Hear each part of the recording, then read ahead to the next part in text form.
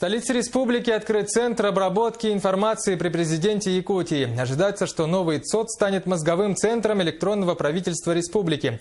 Сервер из 52 шестиядерных процессоров будет обрабатывать весь документооборот всех органов власти, начиная с муниципалитетов, заканчивая правительством Якутии. Репортаж Афанасия Николаева. Центр обработки данных станет единым мозговым центром республики. Его мощность в сотни раз больше, чем у самого продвинутого домашнего компьютера. Новый сервер информационного центра при президенте входит в десятку крупнейших в России. 52 шестиядерных процессора, оперативной памяти 1664 гигабайта и объем жесткого диска тоже там 16 тысяч, по-моему. Серверное оборудование берет весь документооборот республики, позволяет обеспечить сопровождение всех информационных систем, обрабатываемыми органами государственной власти. И также есть возможность расширения в несколько раз вычислительной мощности всего центра обработки данных. Уровень информационной безопасности сервера ЦОД тоже на беспрецедентном уровне.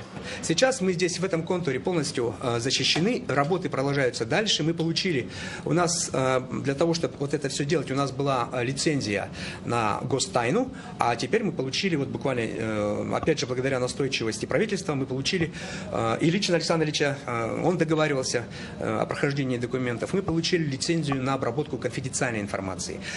Коей отдельным классом входит и персональные данные. Информационная безопасность стратегически важна, ведь на новом сервере будет храниться вся информация. Электронное делопроизводство практически всех органов власти, база данных по универсальным электронным картам, электронные торги, информационные порталы, в общем, вся жизнь Якутии. Органы власти уже начали подключаться к новой системе. По системе межведомственного электронного взаимодействия здесь через ЦОД обеспечивается работа 25 органов власти. И предоставляющих услуги. Да, предоставляющих услуги. И 445 муниципальных образований республики. То есть все муниципальные образования республики. Это вот по одной системе. Вот. А если говорить о том, что они свои информационно-аналитические системы здесь размещают, то работа только началась. Основная цель создания Центра обработки данных – эффективное использование вычислительных ресурсов, сокращение расходов на инфраструктуру и программное обеспечение, повышение гибкости, скорости и доступности сервисов, а значит повышение качества жизни якутян.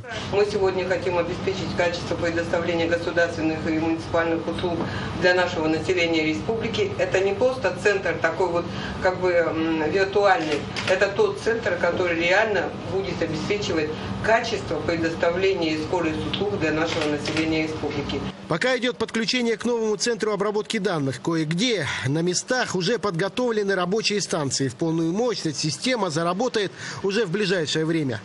Афанасий Николаев, Дмитрий Сергучев, НВК «Саха».